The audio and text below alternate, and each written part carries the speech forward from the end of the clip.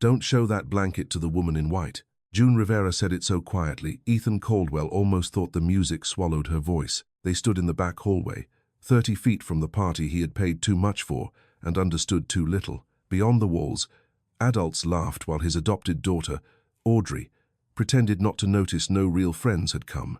In Ethan's hand was a photograph. His late wife, Clara, smiled from a hospital bed while their daughter, Rose, slept inside a white blanket with one red-stitched corner. Rose Caldwell had lived for less than a day. For 10 years, Ethan had believed that. Then a 7-year-old girl from the catering kitchen saw the photograph and whispered that her mother had the same blanket. Now June was warning him not to show it to someone. "What woman?" Ethan asked. June's eyes moved past him. Vivian Hart stood at the hallway's end. White suit, pearl earrings, calm smile. The lawyer who had handled Rose's death certificate, Audrey's adoption papers, and every document Ethan had been too broken to read. Vivian looked at the photograph, then at June. "Mr. Caldwell," she said gently, "children from difficult homes sometimes repeat things they don't understand." June's jaw tightened. "My mom understands that blanket. She cries over it, and only when she hears your name." Ethan looked down at the photograph, but the red-stitched cloth was no longer what he saw first. He saw Vivian's hand reaching for it. "May I see the photograph?" she asked. Her fingers were already open, as if she had asked only after deciding it belonged to her. June stepped between them. For the first time in 10 years, Ethan wondered if his daughter had not died at all. Maybe someone had only made sure he stopped looking. The party did not stop. That was what made it feel worse. Beyond the hallway, the harpist kept playing. Glasses clicked.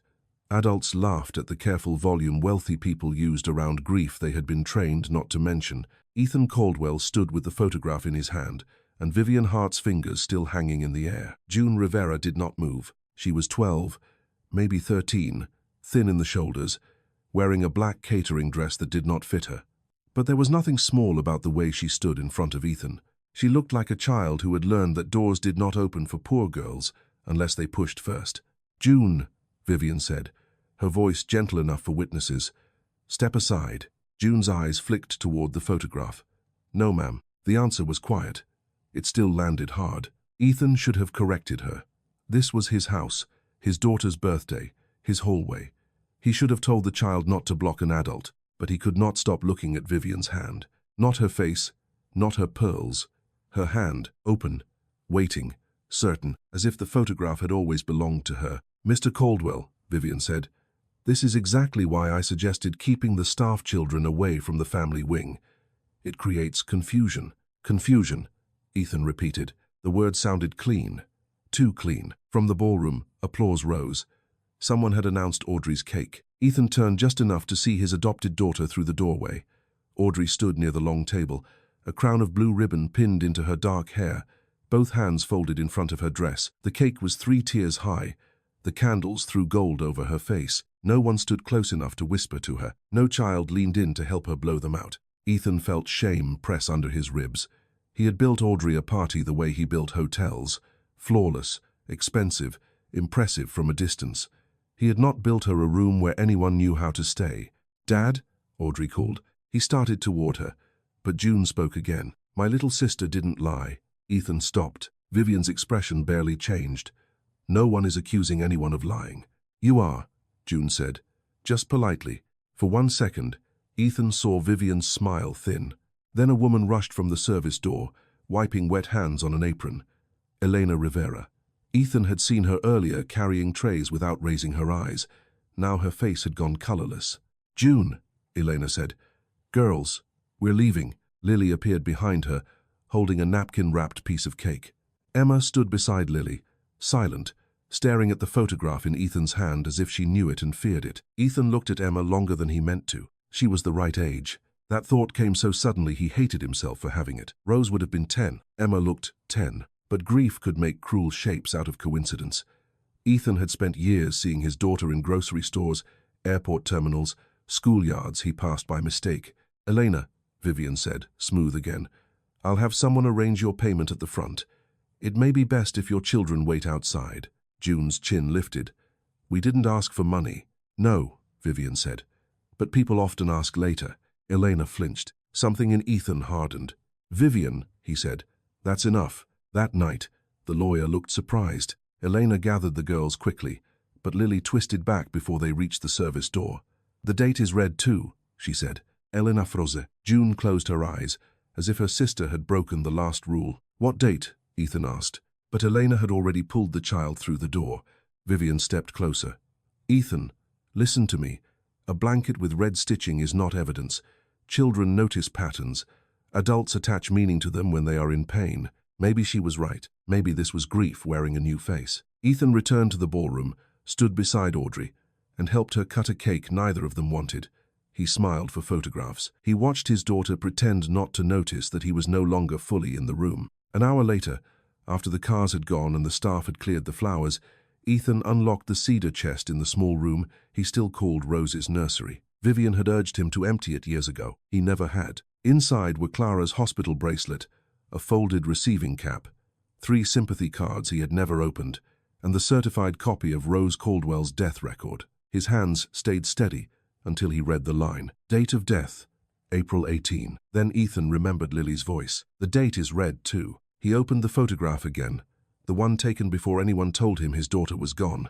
In the corner of the white blanket, just visible beneath the fold, was a red-stitched date, April 17. Ethan sat alone in the nursery until the house went quiet. Then he took out his phone and searched for Elena Rivera. Ethan found Elena Rivera's address through 3 locked doors. The first was the catering company. The woman on the phone became polite when she heard his name, then careful when he asked about an employee. She could confirm Elena had worked the Caldwell event. She could not give out personal information. The second door was Vivian. She called before noon. "You asked about Miss Rivera," she said, without explaining how she knew. "I strongly advise you to let this rest until emotions settle." Ethan stood in Rose's nursery with the death record open on the desk. April 18 stared back at him in black ink. "What emotions?" he asked. A pause. Small, polished. "Yours." He ended the call before she could soften the insult into concern. The third door was his own pride. Ethan had spent years moving through the world as if every place would make room for him. Hotels opened service corridors. Hospitals offered private waiting rooms. Even grief, in his world, came with velvet chairs and quiet staff. Elena Rivera did not live in that world. By late afternoon, Ethan stood outside a narrow building above a closed laundromat. Rain dripped from a rusted awning. Cardboard covered a cracked pane of glass. He had come alone. No driver, no security, no Vivian. Still, the neighbors noticed his watch before he reached the stairs. A man smoking under the awning looked him over. "You lost?" "I'm looking for Elena Rivera." The man's eyes changed. "Then maybe get lost before you find her." Ethan accepted that. "I'm not here to hurt her." That's what people say when they don't know what hurting looks like. On the second floor, June opened the apartment door before he knocked twice. In jeans and an oversized sweater, she looked younger, but not softer. "No," she said. Ethan kept his hands visible. "I'd like to speak with your mother." "She doesn't want to speak with you." "I understand." "No, you don't."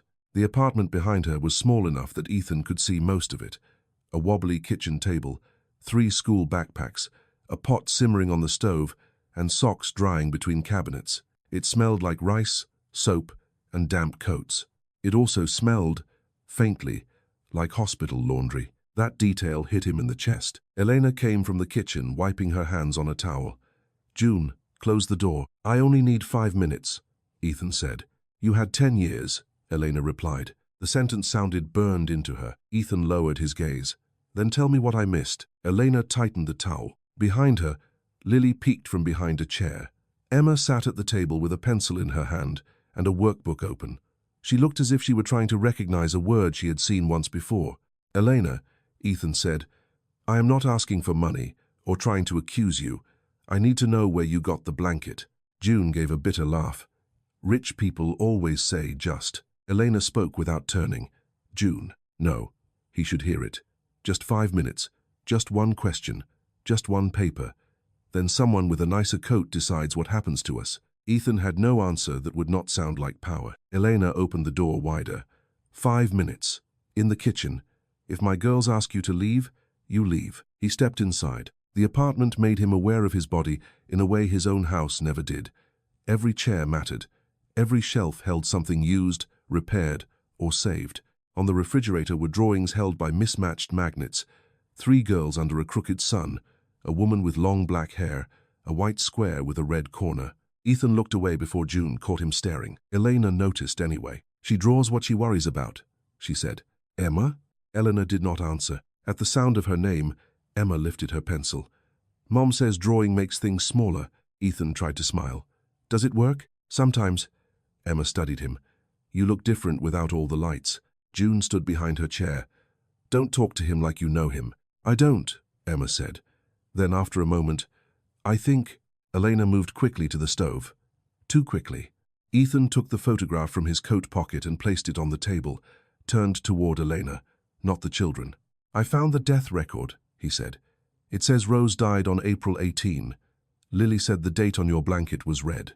Lily whispered, "It is." June touched her sister's shoulder. Elena did not look at the photograph. "Children remember colors. Do they remember names?" Now Elena looked at him. Ethan kept his voice low. "June said you cry when you hear mine." A pot lid rattled from the steam. No one moved. At last Elena walked to the narrow cabinet beside the sink. She took down a folded towel, then another, then a plastic grocery bag tied in 2 knots.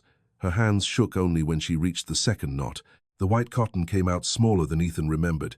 His grief had made it enormous. White cotton, worn thin. One corner repaired in red thread. A faded date, stitched close to the seam. Eleanor held it against her chest, not offering it. "Where did you get it?" Ethan asked. "From a hospital bin." "Which hospital?" "You already know." "Saint-Agne." She did not deny it. June's face changed. This was new to her too. Not the blanket, the hospital. Ethan forced himself to slow down. "Was there a baby with it?" Elena's eyes filled with something harder than tears. "There are always babies in hospitals, Mr. Caldwell. That isn't an answer. It is the safest answer I have." June stepped closer to her mother. "What does that mean?" Elena folded the blanket once, hiding the date under her palm. "It means this man should go home." Ethan looked at Emma, though he knew he should not. She had gone very still. Her pencil rested across the workbook. Under her breath, almost too softly to hear, she hummed 4 notes. Ethan's throat closed. Clara had hummed that broken lullaby during the last month of her pregnancy, when she could not sleep. Vivian had never known that song. No one at Street Agnes should have known it. Emma stopped when she saw his face. "What?" Ethan pushed back from the table. June moved between them again. "Don't look at her like that." "I'm sorry," Ethan said, and he was. Not because he had found nothing, because he had found too much, and none of it was enough to protect anyone yet. At the door, Elena spoke behind him. "Mr. Caldwell." He turned. "If you come again with lawyers, I won't open." "I won't. If you come with police, we'll be gone." "I understand." "No," Elena said, holding the blanket tighter. "You're beginning to." Ethan left the building with rain soaking through his collar.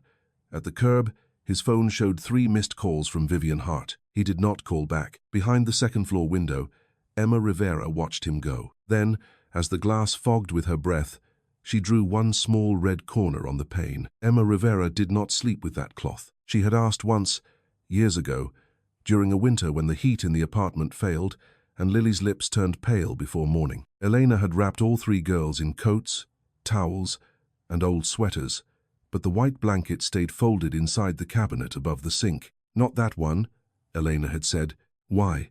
"Because some things keep people alive by staying hidden." Emma had been 6 then, old enough to know that hidden meant important, too young to understand that important could also mean dangerous. Now she was 10, and the white cotton was on the kitchen table before sunrise. Elena thought the girls were asleep. June was not. Emma was not. Lily was, curled under 2 quilts with her cake napkin tucked beside her pillow like treasure. From the hallway, Emma watched her mother turn the cloth over in her lap. Elena did not cry.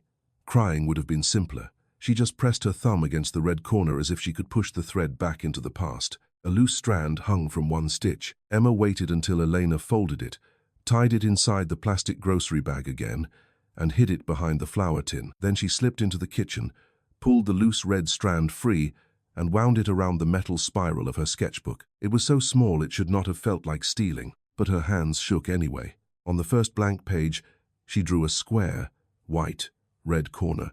Then she wrote the sentence that had been bothering her since Mr. Caldwell left. Why did the date move? June found her before breakfast. "You touched it," June said. Emma closed the sketchbook.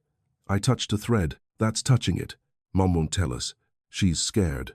So only. That ended the argument, because June had no answer that would not be a lie. Across the city, Audrey Caldwell sat at a breakfast table long enough for 12 people and watched her father forget to eat. Ethan's coffee had gone cold. His phone lay face down beside his plate. He had turned it over every time it buzzed, but he had not answered. Audrey knew whose name was on the screen because she had seen it once when the phone lit up. Vivian Hart. Usually Vivian's calls changed the air in the house. Staff stood straighter. Ethan became quieter. Documents appeared. Doors closed.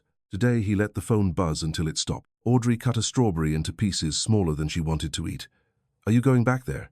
Ethan looked up. Where? To those girls. He did not lie fast enough. Audrey set down the knife. Is one of them yours? The question struck him harder because it was not dramatic.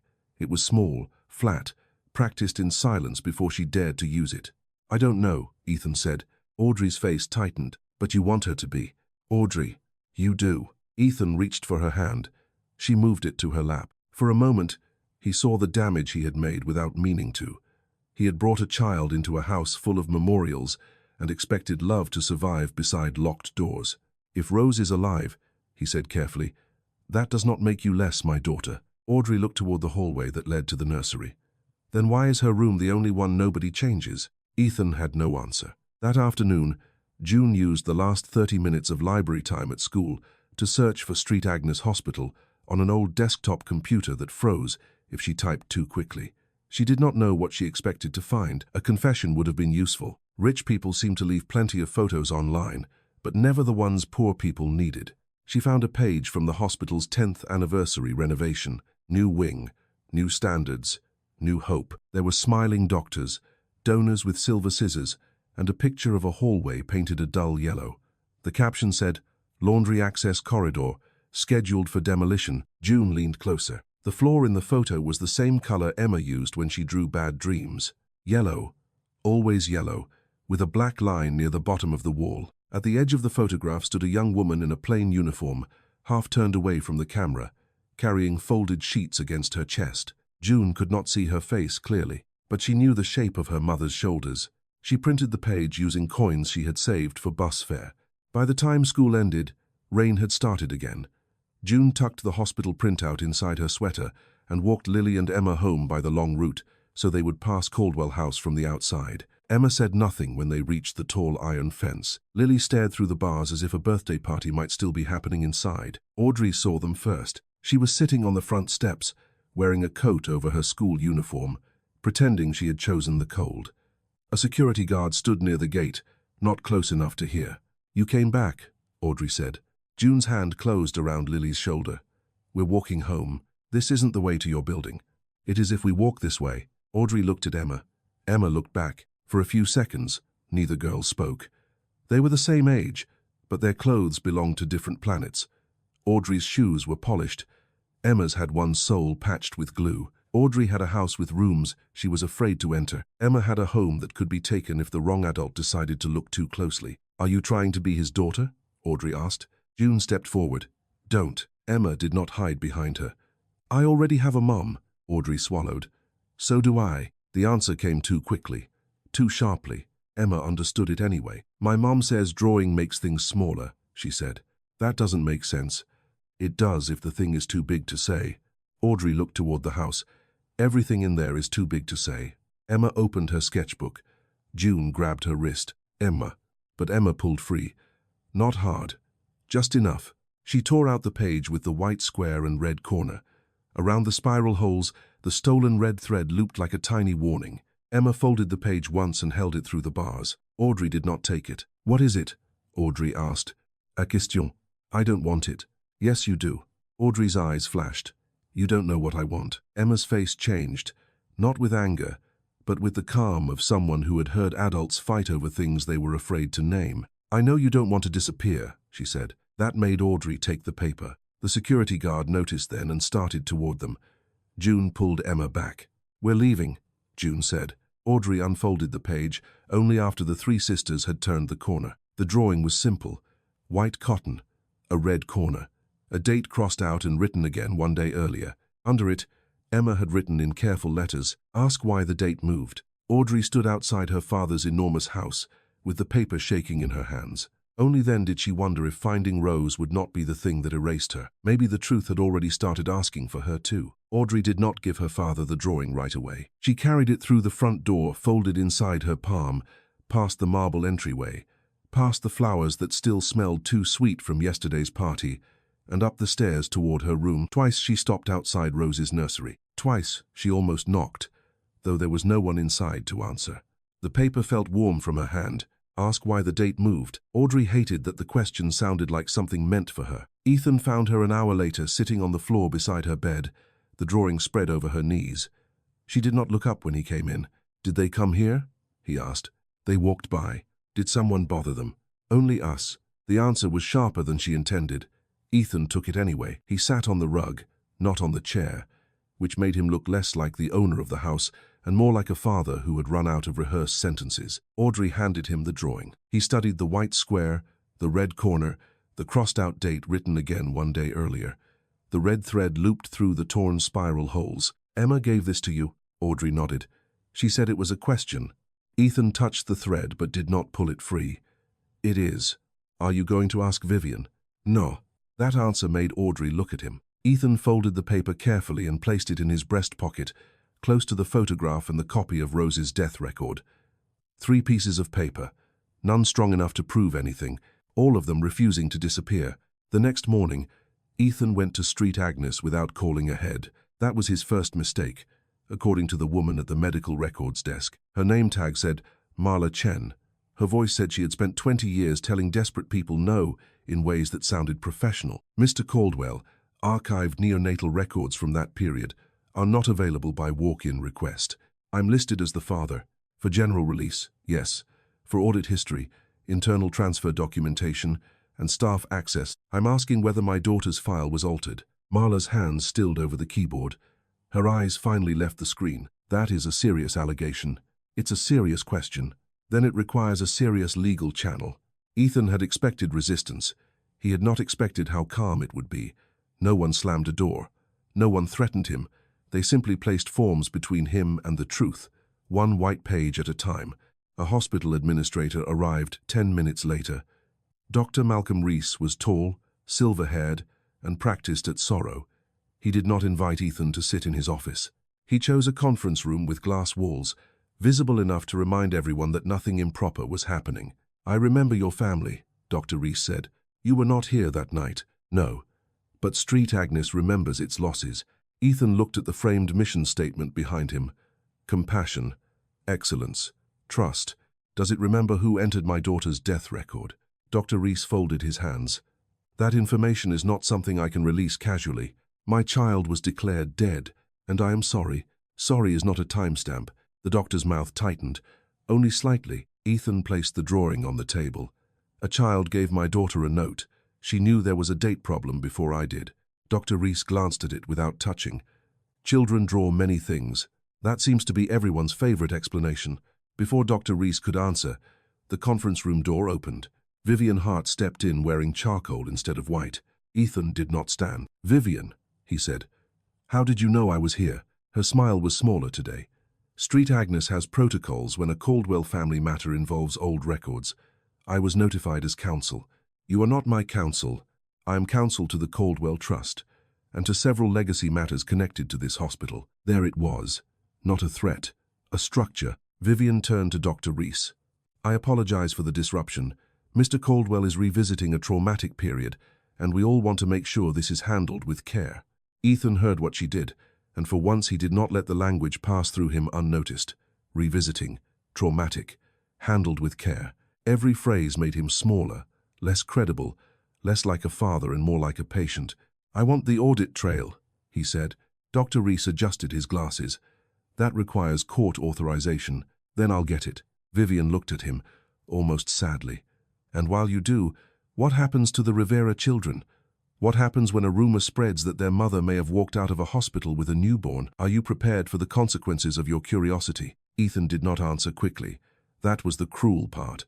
She had found the place where the question was real. He thought of Elena's face when she said, "If you come with police, we'll be gone." "I'm prepared to stop letting other people decide which questions I'm allowed to ask," he said.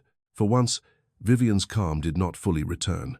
Ethan left the hospital with no file, no audit trail, and a security guard watching him reach the elevator. But he did not leave with nothing. In the lobby, an older woman in a volunteer vest dropped a stack of visitor badges near his shoes. He bent to help her gather them. "You're Clara Caldwell's husband," she said without looking at him. Ethan paused. "I was." The woman took the badges from his hand. Her name tag read Ruth. Ruth Bell. He knew the name from the old condolence cards. One of the night nurses had written him a note after Clara's funeral. He had never answered it. Ruth kept her eyes on the badges. "You shouldn't talk here." The words were so quiet that the lobby noise nearly covered them. Ethan stood slowly. "Where?" "There's a chapel across the street. Side door. 10 minutes." Then she walked away before he could ask anything else.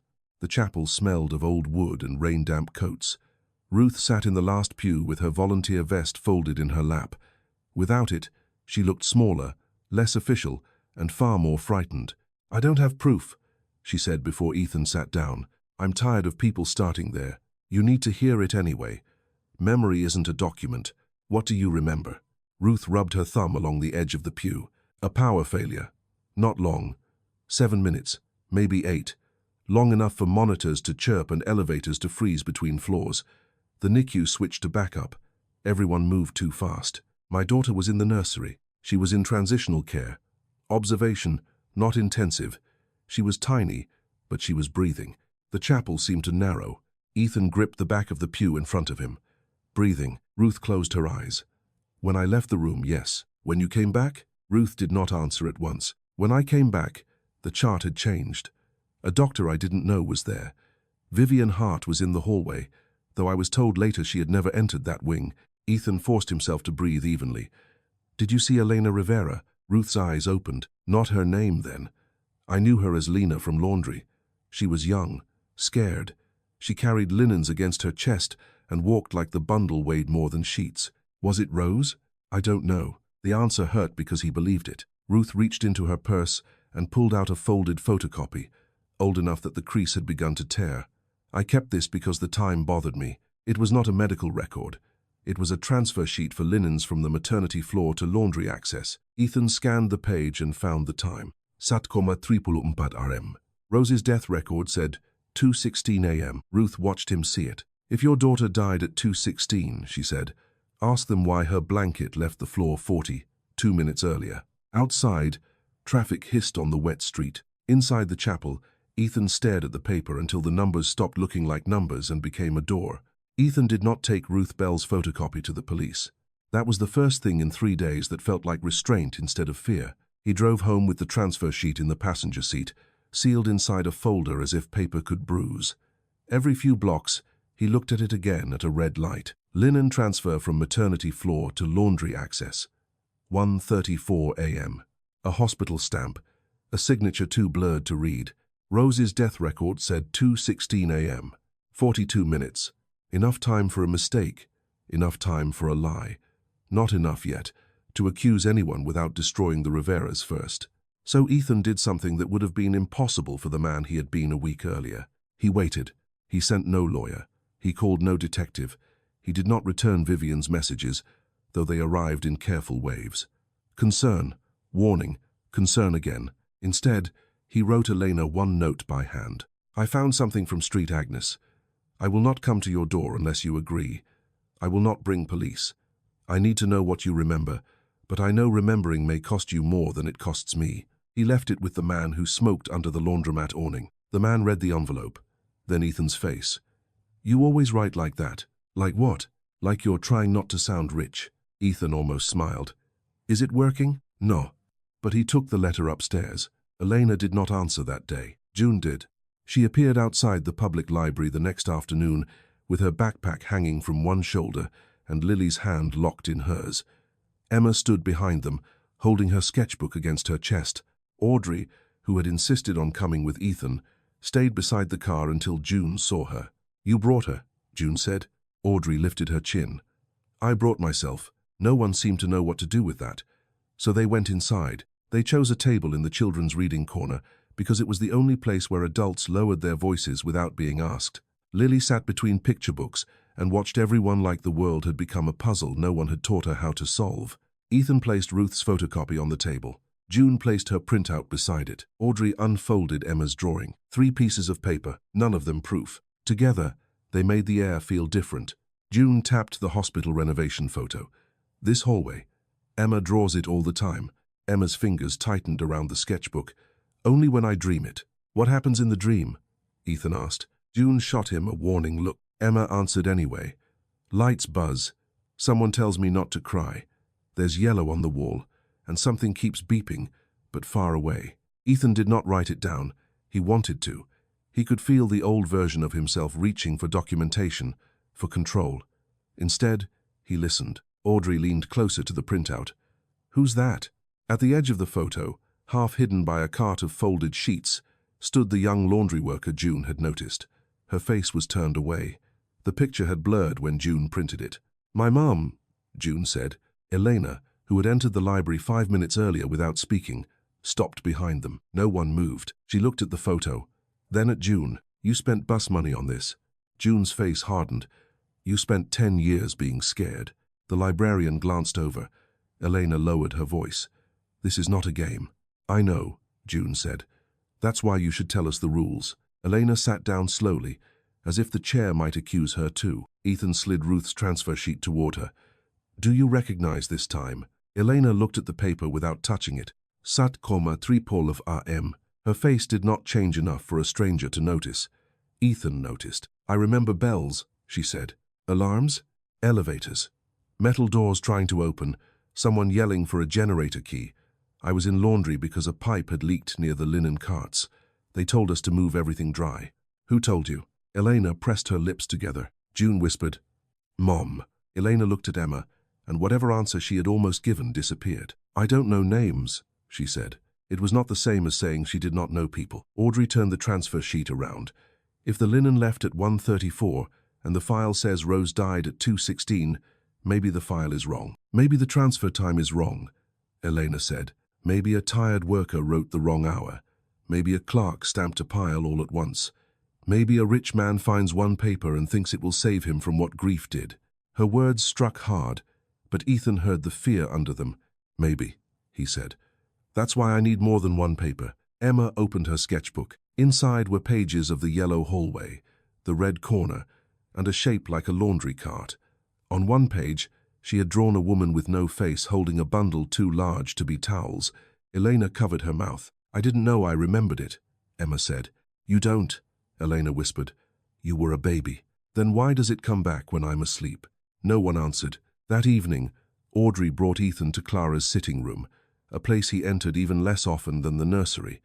Unlike Rose's room, Clara's had not been preserved perfectly. It had been avoided. Dust lay along the piano keys. A pale scarf hung on the back of a chair where she had left it before the final hospital stay. Audrey carried an album against her chest. I used to look at these when you were gone, she said. Ethan turned toward her. I know I wasn't supposed to. He almost told her she had done nothing wrong. Then he realized that would be too easy and too late. I should have looked with you, he said. Audrey opened the album to the last few weeks of Clara's pregnancy. There were photographs Ethan had forgotten taking. Clara laughing at a badly assembled crib. Clara holding a tiny receiving cap. Clara sitting in the nursery with the white blanket spread across her knees. Audrey pointed. Look, the white cotton was there. White cotton, smooth corner, no red stitching. Ethan took the album carefully. In the hospital photograph from the night Rose was born, the red corner was visible. In the pregnancy photograph, taken 11 days earlier, it was not. Audrey whispered. Someone added it after. Ethan stared until the two images seemed to lay over each other in his mind. Before, after. The red thread was not decoration. It was a repair. He called Elena. This time she answered, but said nothing. The stitch wasn't original, Ethan said. A long breath came through the phone. No, Elena said at last. What was it covering? I told myself it was only cloth. Elena. I told myself that because if it was more than cloth, then I had to admit I was holding a life no one was supposed to find. Before Ethan could ask another question, his email chimed. A formal letter from Hart and Vale Legal Services appeared on his screen. Subject: unauthorized contact with minors and potential interference in protected family matters. Audrey read over his shoulder. Vivian? Ethan opened the attachment. It was written in flawless legal language. It accused no one directly. It warned of reputational harm, emotional coercion, possible harassment, and the dangers of exposing vulnerable children to a disputed tragedy. Then Ethan saw the final paragraph. Any hospital property, including linens, documents, tags, or derivative materials currently held by unauthorized parties, must be preserved and surrendered upon request. He read it twice. Vivian did not know about Ruth's photocopy. She did not know about Clara's album, but she knew enough to ask for tags. Ethan looked at the pregnancy photo again. No red corner. Then, the hospital photo. Red corner. Whatever had been torn that night, someone had repaired it before the world was allowed to see the cloth. And Vivian Hart had just asked for the evidence before Ethan had even named it. The test was supposed to make things cleaner. That was the word the doctor used. Cleaner. Ethan heard it in a private consultation room 2 floors above the hospital lobby, where the chairs were soft and the art on the wall had been chosen to calm people who were about to receive news they could not control. Dr. Reese did not run the test himself. He was careful about that. He explained chain of custody, consent, limitations, and the difference between a private kinship screening and a court-recognized result. He said no responsible institution would treat it as final. Then he slid a list of approved laboratories across the desk. "We can't move forward on speculation," he said. "A preliminary exclusion would spare several families unnecessary harm." Ethan should have heard the warning inside that sentence. He heard only the word spare. Elena refused at first. "No," she said in the laundromat stairwell, where Ethan had waited because he still would not come to her door without permission. "No blood, no swabs, no people putting numbers on my child." "She can say no," Ethan said. "She isn't. She can still be heard." June stood 1 step above her mother, arms crossed. "You mean if she says yes?" "I mean if she says anything." Emma listened from the landing, holding the banister with both hands. Lily sat 2 steps behind her, counting raindrops sliding down the window. "If I do it," Emma asked, "does it tell people who gets to keep me?" Eleanor closed her eyes. Ethan felt the question cut deeper than any accusation. "No," he said. "It tells us whether one piece of the story is true. It does not decide who loves you." June looked at him. Adults always say that before they decide. Emma touched the red thread still looped in her sketchbook. "I want to know if my dreams are lying." That was the sentence that made Elena stop fighting. The swab was taken in a community clinic, not Street Agnes. Elena insisted on that. Ethan agreed. The nurse wore blue gloves and spoke to Emma like a person, not a mystery. She swabbed the inside of Emma's cheek, then Ethan's, sealed both samples, and had every adult sign a receipt. It looked official. It looked careful. It looked safe enough for Hope to breathe. For 3 days, no one knew what to do with themselves. Ethan worked without reading what was in front of him. Audrey watched him from doorways and pretended she had been passing by. Elena cleaned the same shelf 6 times. June stopped talking at meals. Emma drew no blankets, no hallways, only blank boxes with no color inside. When the email came, Ethan was not alone. Audrey was in the library with him, pretending to do homework at the far table. Vivian was not there. No lawyer was there. No doctor was there. It should have felt private. It did not. The file opened with a password and a page of disclaimers. Ethan read the summary twice. Alleged biological relationship, excluded. Probability of paternity, 0%. For a moment, he felt nothing. Not pain, not relief, nothing useful. Audrey stood before he could look at her. "So she isn't." Her voice broke on the last word, not from sadness alone. There was relief there too, sharp and ugly enough that she looked ashamed of it. Ethan closed the laptop. "I'm sorry," Audrey whispered. He did not know which part she meant. Across town, Elena read the result on Ethan's phone, because she did not have an email address she trusted for something that large. June stood behind her. Emma sat at the kitchen table, hands under her thighs. Elena gave the phone back. "There," she said. "Now you can go home." But she did not sound victorious. June stared at Ethan with a fury that was almost easier than grief. "You made us open everything for nothing. You believed what you wanted." Emma did not speak. That hurt Ethan most. He knelt beside her chair, leaving enough space that June would not push him away. "Emma, I'm sorry." She looked at him. "Does this mean the dreams are lying?"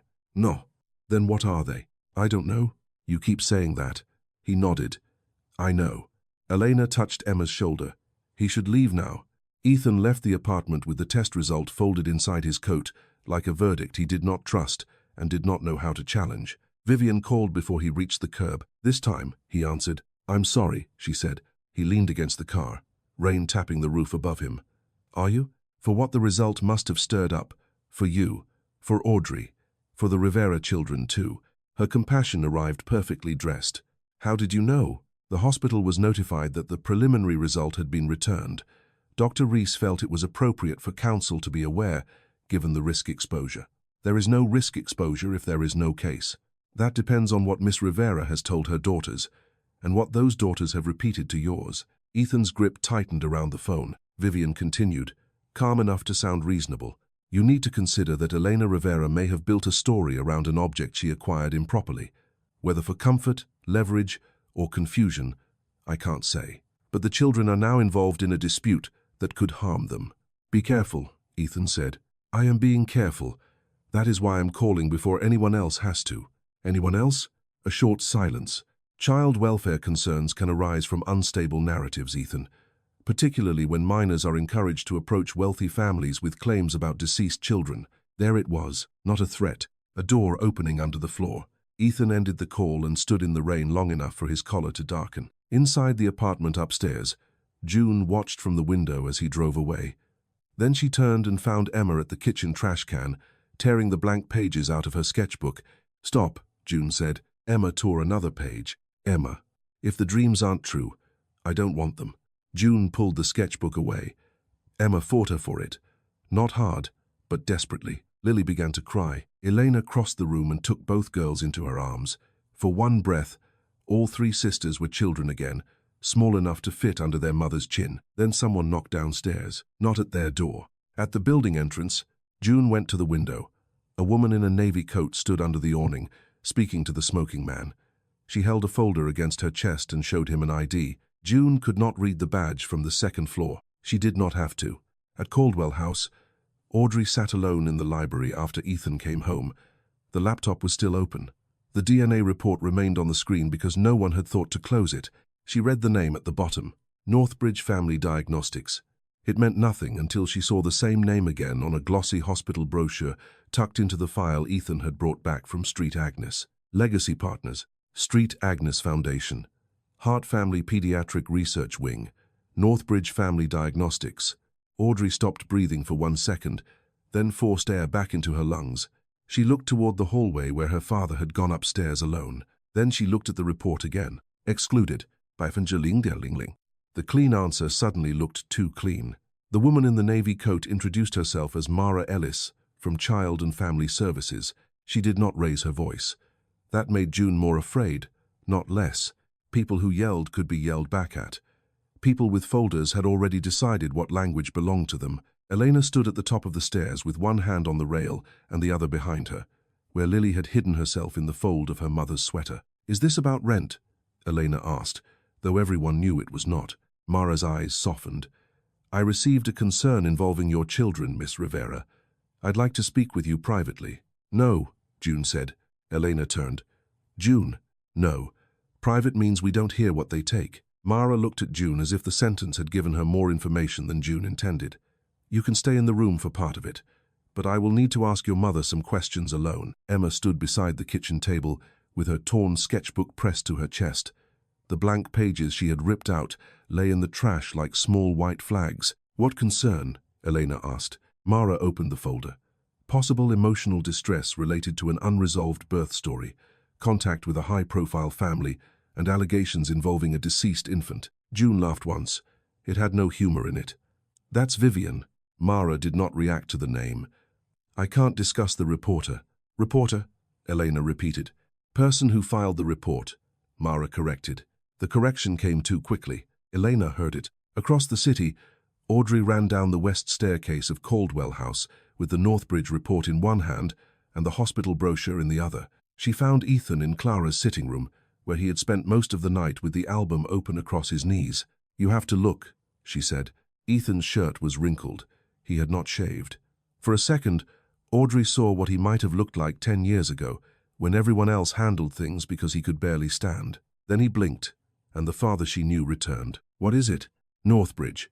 She spread the DNA report and brochure on the table. "The lab. It's listed as a legacy partner with Street Agnes. And this, she pointed at the line beneath the foundation logo. Hart Family Pediatric Research Wing. Ethan read it once. Then again. Audrey waited for him to say it was nothing. Adults loved making frightening things smaller. Instead, he said, "You found this? You left the laptop open. That was careless of me. I'm glad you were careless." That almost broke him. He picked up the phone, then stopped. Audrey watched his hand hover over the screen. "You're not calling Vivian?" "No." "Dr. Reese?" "No." "Then who?" Ethan looked at the report. "Someone who does not owe any of them a favor." He called an attorney named Priya Shah, a woman he had met once during a hotel workers' wage dispute, and had disliked because she was the only person in the room who had not pretended his intentions mattered more than his impact. She answered on the fourth ring. "Mr. Caldwell," she said, "this must be bad. I need independent counsel. If Vivian Hart is involved—" "Yes, you do." It sounded clean for the right reason. Priya listened without interrupting. She asked for the DNA report, Ruth's transfer sheet, the hospital letter, Emma's drawing, the 2 blanket photographs, and a written timeline. Then she asked the question Ethan had been avoiding. "Have you considered that your actions may have triggered state involvement with the Rivera children?" "Yes." "Good. Then stop showing up like a man who can fix damage by arriving." Ethan closed his eyes. Audrey watched him take it. "What do I do?" "You let me contact Child and Family Services. You do not pressure the mother. You do not obtain another child sample without counsel and consent. You do not threaten the hospital, and you prepare yourself for the possibility that the right answer may not give you immediate access to the child." "My child." Priya's voice sharpened. "A child. Start there, or Vivian will beat you with your own grief." At the Rivera apartment, Mara Ellis sat at the kitchen table, while Elena answered questions with her hands folded so tightly the knuckles faded. No, the girls were not neglected. Yes, they attended school. No, Elena had not instructed them to approach Ethan Caldwell for money. Yes, the blanket existed. No, she would not surrender it without legal counsel. Mara wrote that down. June stood by the stove, memorizing every movement of the pen. Lily sat on the floor beside Emma and leaned against her knee. Then Mara asked to speak with Emma. Elena's face changed. "She's 10. I understand. She has already been frightened enough. That is why I need to hear from her directly." Emma surprised everyone by standing. "I'll talk." June turned. "Emma." "No." Emma looked at her sister. "If I don't talk, they'll write down what everyone else says I feel." Mara's expression shifted then. Not enough to become trust, enough to become attention. They stayed in the kitchen. Elena refused to leave the apartment, and Mara allowed the compromise. The adults would stand in the hall with the door open. Emma sat at the table with her hands flat on the wood. Mara asked if she felt safe with her mother. Yes. Asked if anyone had told her to lie. No. Asked if Mr. Caldwell had promised gifts, money, or a new home. Emma looked confused, then offended. "He said he didn't know." "Didn't know what?" "Who I was." Mara wrote again. "And who do you think you are?" That day, Emma did not answer quickly. "I'm Emma Rivera," she said. "But I think something happened before I knew how to remember it." In the hallway, Elena covered her mouth. June stared at the floor. Mara closed her folder slowly. "I'm going to recommend a temporary child interview at the family center tomorrow morning. Not removal tonight. An interview." "Tomorrow?" Elena said. "It's the least disruptive option I can offer based on the report." June stepped forward. "And if we don't go?" Mara did not soften the truth. "Then someone with more authority than me may come back." By evening, Ethan received Priya's first call back. "Child and Family Services confirmed there is an active concern," she said. "They will not name the reporter, but the language tracks the letter from Hart and Vale. I'm filing notice that you are represented separately from Vivian and the Caldwell Trust." "What about the DNA test?" "I looked at the report.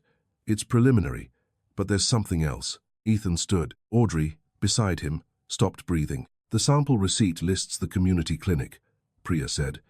"But the lab processing code was reassigned after intake." "To what?" "À Saint-Agne, Internal Courrier Batch." Ethan looked at Audrey. Her face had gone pale, but she did not look afraid this time. She looked angry. Priya continued. "It doesn't prove tampering. It proves the chain is contaminated enough that no court should treat that result as clean." A second call came through before Ethan could answer.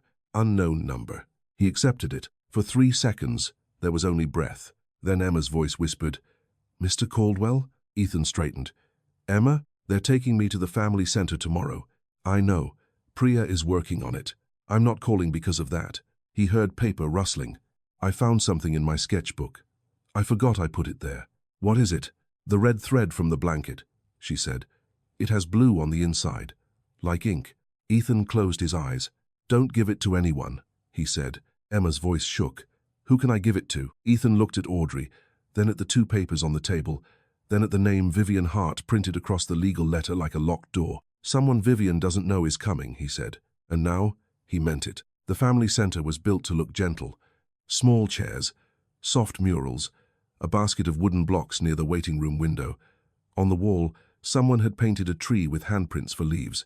Emma sat between Elena and June, with her hands closed around the sketchbook. Lily had been allowed to stay with them until the interview began. She leaned against June's side, half asleep, refusing to let go of her sister's sleeve. Ethan arrived with Audrey and Priya Shah 6 minutes before the appointment. He did not walk toward Emma first. Priya had told him not to. Instead, he stopped beside Mara Ellis, who was reviewing papers near the intake desk. Miss Ellis, Priya said, handing over her card.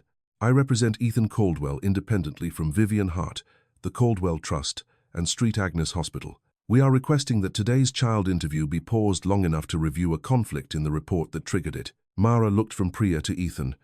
This is not a court hearing. No, Priya said.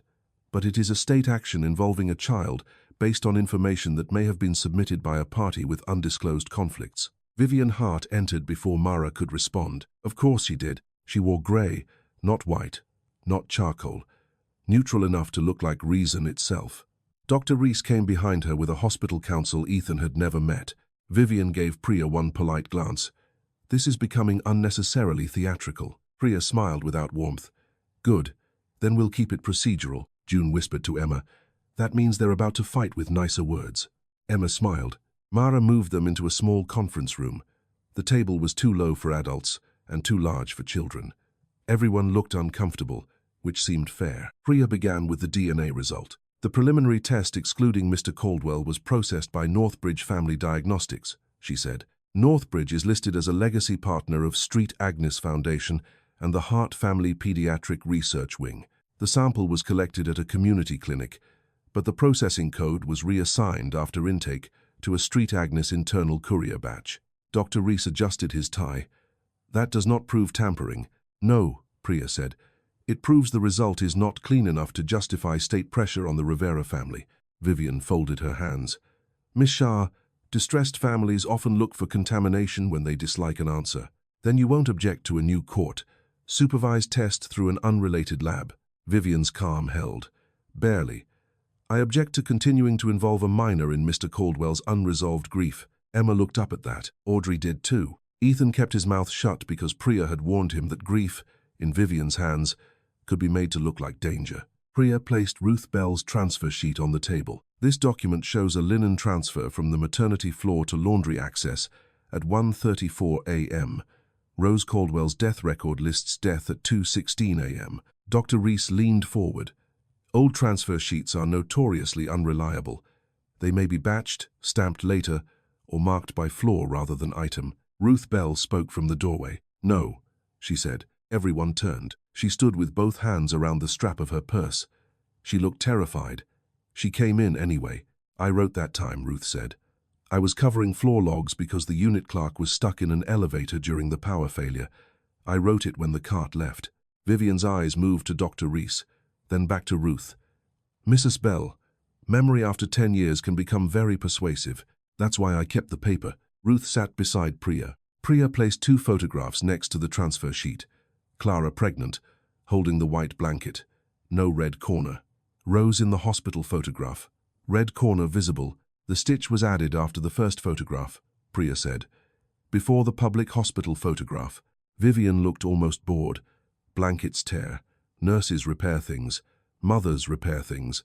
This is not a conspiracy. June lifted her chin. Then why did your letter ask for tags and linens? Vivian turned to her. Because objects taken from hospitals can create confusion. You didn't say objects, Audrey said. Her voice shook, but she did not stop. You said tags. Nobody told you there might be a tag. Ethan looked at his daughter. Audrey held Vivian's gaze. I read the letter. Vivian seemed to notice Audrey as more than a child near the edges of an adult tragedy. Priya opened a small evidence envelope. Inside was the red thread Emma had given her that morning in the parking lot, sealed in front of Mara before the interview began. "My investigator examined this only enough to preserve it," Priya said.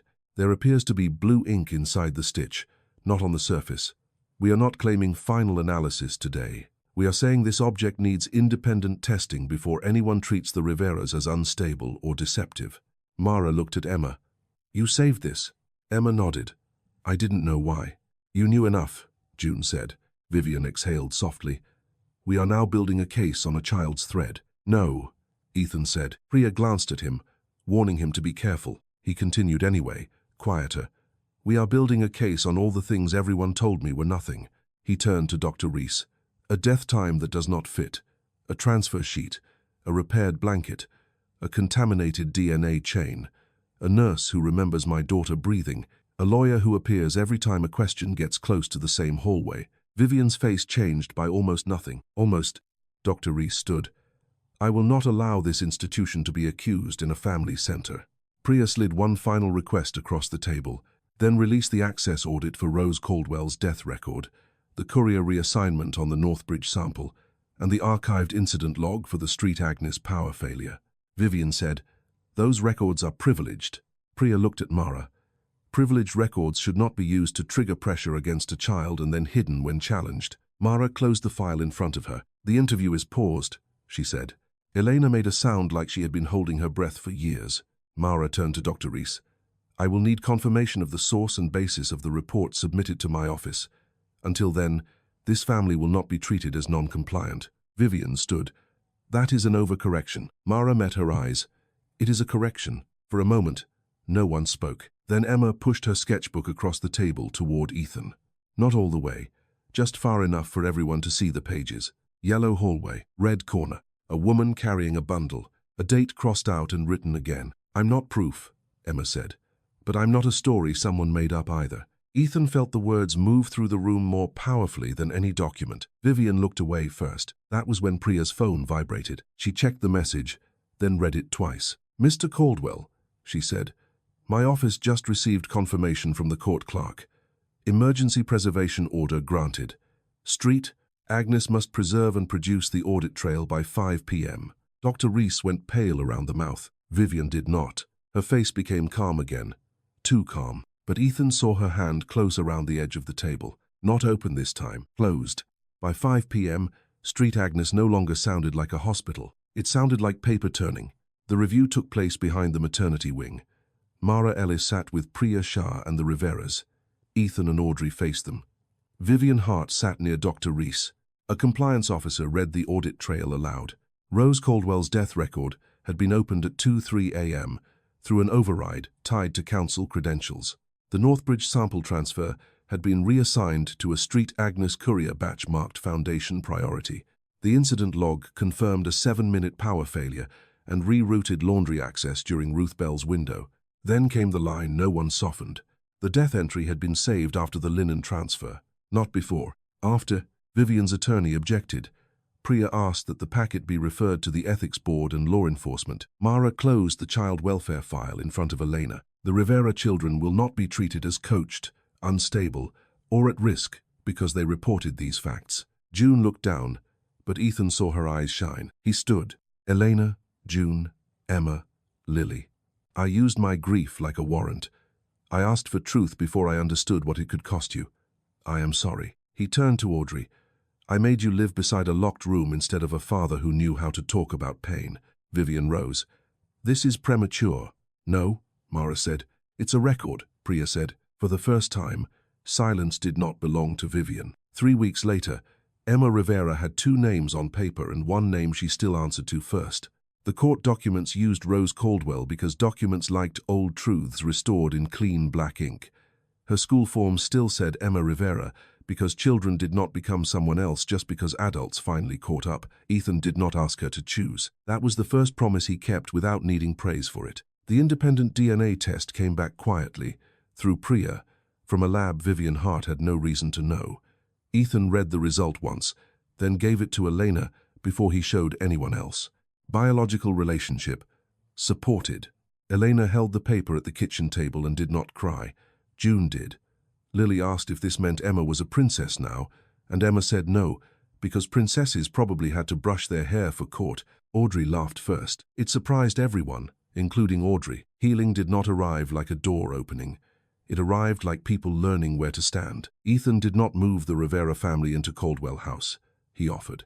Elena refused before he finished the sentence, and this time he heard the answer instead of the wound under it. He helped Priya secure legal protection, housing stability, and Elena's right to remain Emma's mother in every way that mattered, while the court untangled what had been done. He did not call it generosity. Priya had warned him once. Do not turn repair into ownership. He wrote that down. Audrey visited the apartment on Saturdays, not with gifts, but with homework she pretended not to understand. June saw through it and corrected her anyway. Lily made them all sit on the floor because chairs, in her opinion, made people too formal. Emma kept the red thread page in her sketchbook. Some nights, she still dreamed of the yellow hallway. When she did, Elena sat beside her until morning, and Ethan did not demand to be the one called. Sometimes Emma called him 2 days later and told him only one sentence about it. Sometimes she did not call at all. He learned to let that be trust too. The white cotton was not placed in a glass case. One afternoon, Elena brought it to Caldwell House, wrapped in brown paper. Audrey carried Clara's old sewing basket from the sitting room. June found a piece of Elena's worn blue apron. Lily contributed a square from her birthday napkin, though everyone agreed it would not survive washing. Emma chose a small strip from Audrey's ribbon crown. Together, they patched the corner around the red thread without covering it. The repair looked uneven. That was why Emma liked it. Months before, Ethan had tried to give Audrey a perfect birthday. The next one had no harpist, no chocolate fountain, no adults praising the flowers.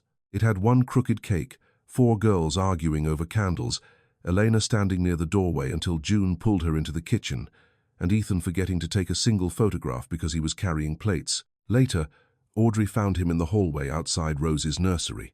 The door was open. Inside, the room had changed. Not emptied. Changed. The crib was gone. The walls were warm cream instead of untouched white. The cedar chest remained, but unlocked. On top of it sat the repaired blanket, folded beside Emma's sketchbook copy, and Audrey's birthday candle shaped like the number 10. Audrey slipped her hand into Ethan's. "Is it still her room?" she asked. Ethan looked at the repaired cloth, then at his daughter. "No," he said. "It's where we remember what hiding cost us." Audrey leaned against him. Downstairs, Emma shouted that Lily was stealing frosting. Elena called someone to use a plate. June said rich people owned too many forks. The house did not become whole that day, but after all those years, it was no longer built around a silence. It was learning how to answer back.